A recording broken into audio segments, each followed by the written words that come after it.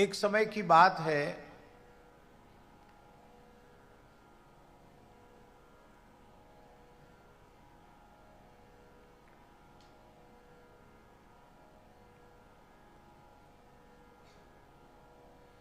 महर्षि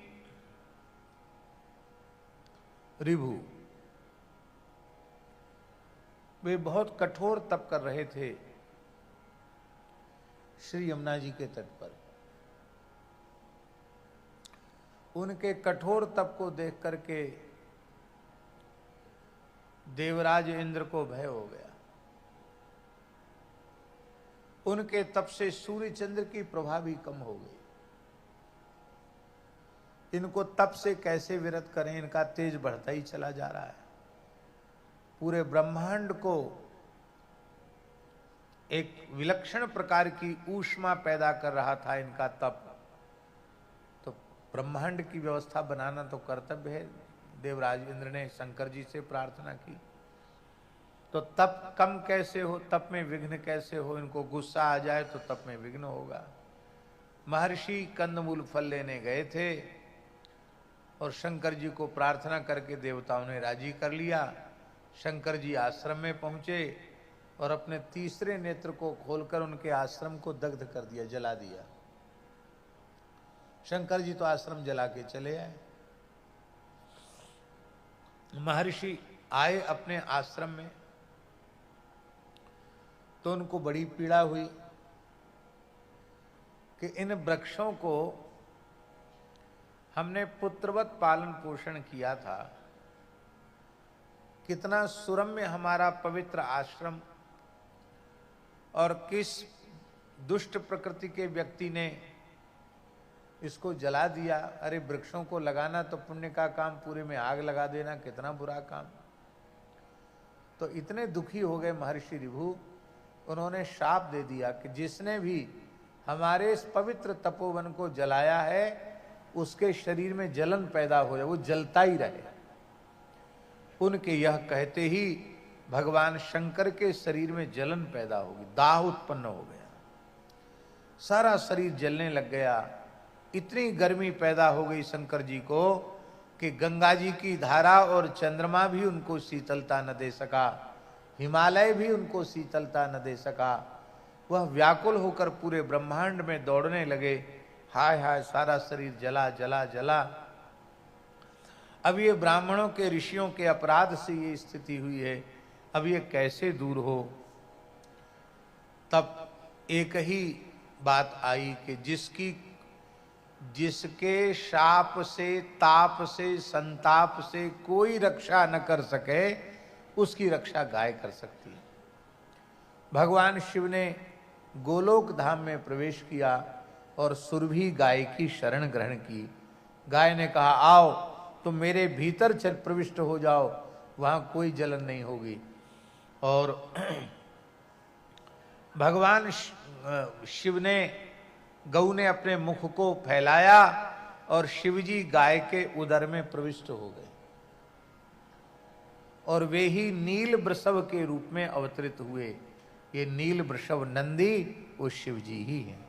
अब शिवजी जब अंतर्धान हो गए तो तीनों लोकों में हाहाकार मच गया। तब सब खोजने लगे शिवजी कहाँ, बिना शिवजी के कैसे काम चलेगा। तब गोलोक धाम में देवताओं ने भगवती सुरभि माता की प्रार्थना की।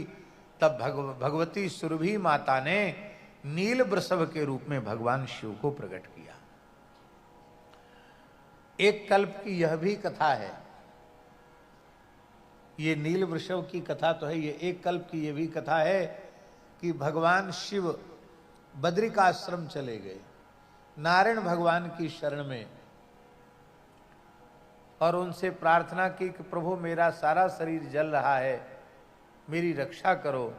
तब भगवान बद्री नारायण ने गो माता की प्रार्थना की और 77 गाय गो भगवान बद्रीनाथ जी के श्री अंग से प्रकट हुई। आज भी स्कंद पुराण में उस तीर्थ को गो निष्क्रमण तीर्थ कहा गया। क्या कहा गया?